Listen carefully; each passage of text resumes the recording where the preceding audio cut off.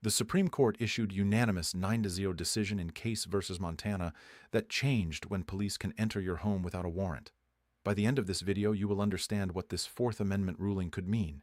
If you want the source links, ask in the comments and I will share them. So let's get into it. Justice Elena Kagan, writing for all 9 justices, established police need only objectively reasonable basis for believing that occupant is seriously injured or imminently threatened to lawfully enter without warrant under emergency aid.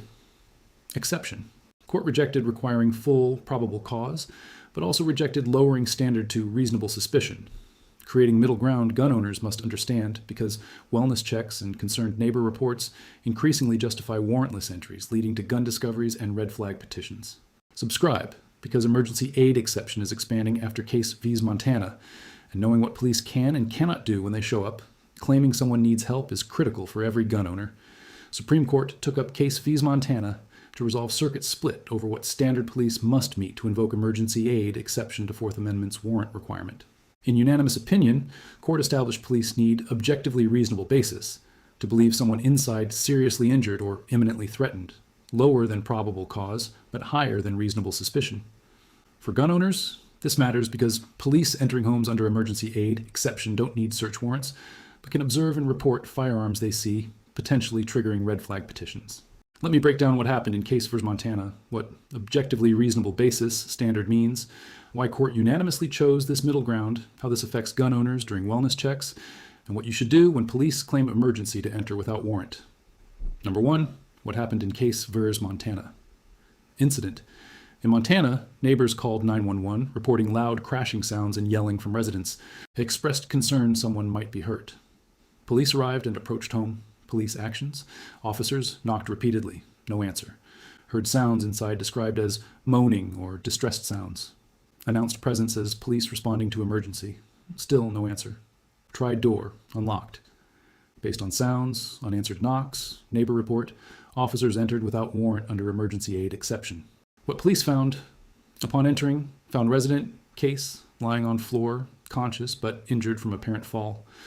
Officers also observed firearms in plain view throughout home, rifles leaning against walls, handguns on tables, called medical services. After medical evaluation, determined Case intoxicated but not seriously injured.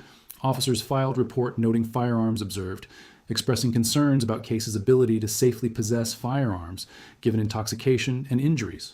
Legal challenge? Case not initially arrested. However, based on officers' report about intoxication and firearms, Montana authorities initiated red flag proceedings, resulting in temporary firearm confiscation. Case challenged warrantless entry as violating Fourth Amendment, argued police lacked sufficient justification under emergency aid exception, and everything observed inside, including firearms, should be suppressed. Supreme Court's holding, January 14, 2026, Justice Kagan delivered unanimous 9-0 opinion holding police entry constitutional. Officers had objectively reasonable basis to believe someone inside seriously injured based on totality. Neighbors' 911 call. Officers hearing distressed sounds, repeated unanswered knocks, unlocked door, suggesting occupant unable to respond. Number 2, what objectively reasonable basis means. Not probable cause. Court explicitly held police do not need probable cause to invoke emergency aid exception. Probable cause is traditional standard, more than 50% likelihood. Emergency aid exception exists for situations where waiting to establish probable cause could cost lives, not reasonable suspicion. Court also declined to lower standard to reasonable suspicion, standard for Terry stops.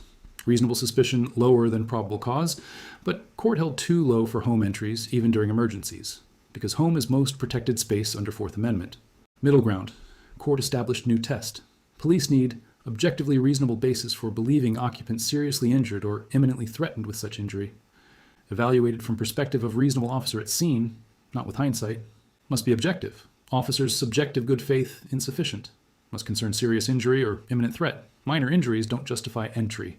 Factors courts consider: nature and source of information, 911 call versus anonymous tip, officer's own observations, sounds, smells, visible conditions, time-sensitive nature of emergency, attempts to contact occupants, reasonable alternatives available. Why this matters? For gun owners, objectively reasonable basis is lower threshold than probable cause, meaning police can more easily justify warrantless entries. Once inside, anything in plain view can be observed and reported, including firearms, ammunition, gun safes. Observations can trigger red flag petitions even if initial entry unrelated.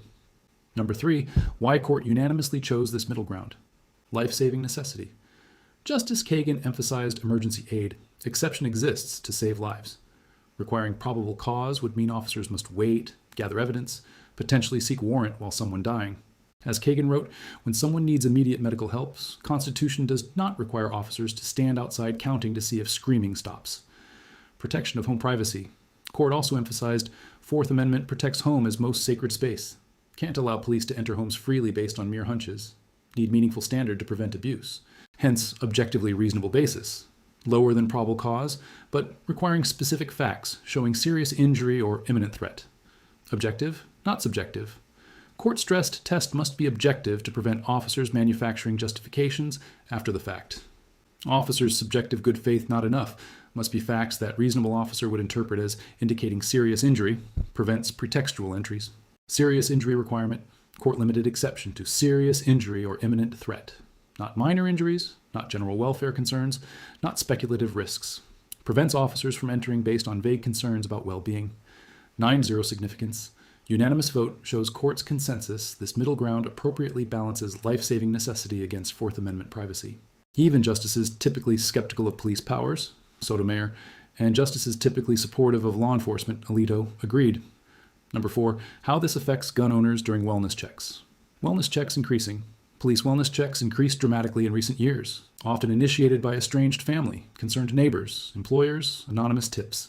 Under Case v. Montana, police can enter if they have objectively reasonable basis to believe you're seriously injured, even if real motive is to see if you have guns.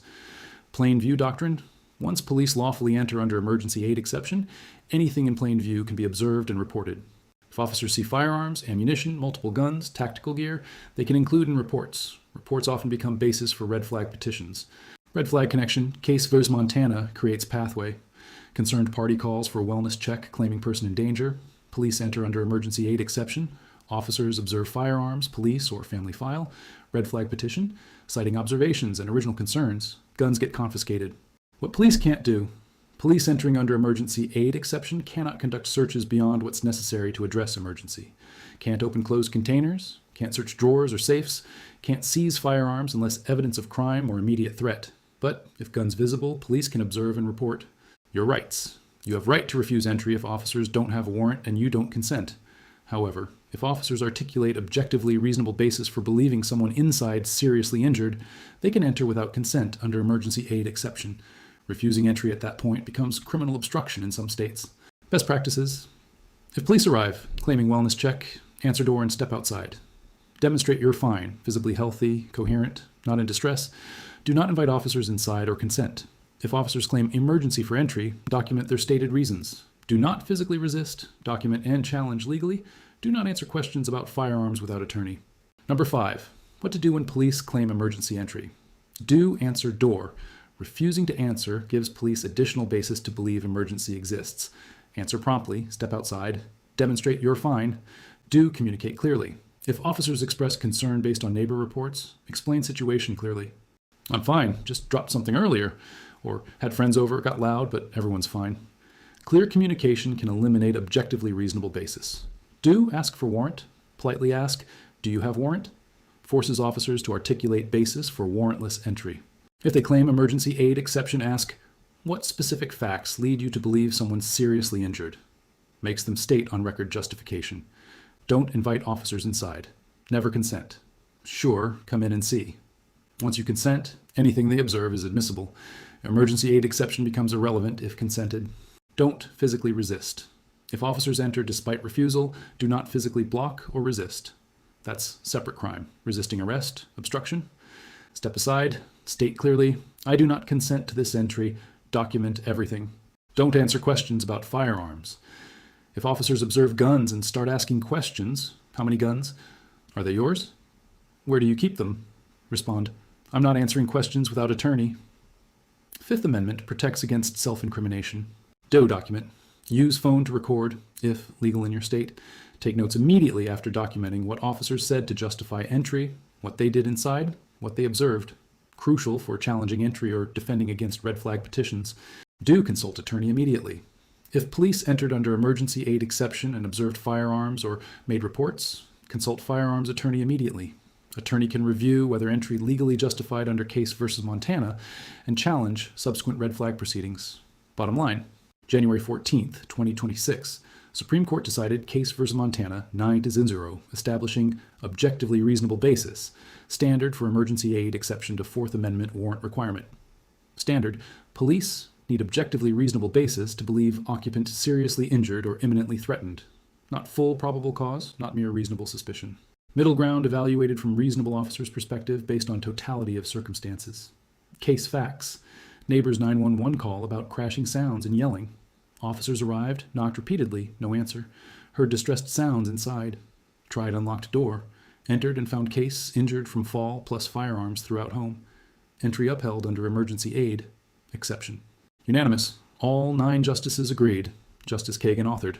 Balanced life-saving necessity against Fourth Amendment privacy. Objective, not subjective standard. Serious injury requirement prevents pretextual entries. Gun owner implications. Wellness checks increasing. Police entering under emergency aid exception can observe firearms in plain view. Observations often become basis for red flag petitions. Connection between wellness check and gun confiscation. What to do? Answer door, step outside, demonstrate you're fine. Do not consent to entry. Do not physically resist if officers enter claiming emergency. Document everything. Do not answer questions about firearms without attorney. Consult firearms attorney if officers entered and observed guns. Subscribe, because emergency aid exception cases developing, and I'm tracking every Supreme Court decision affecting gun owners' Fourth Amendment rights.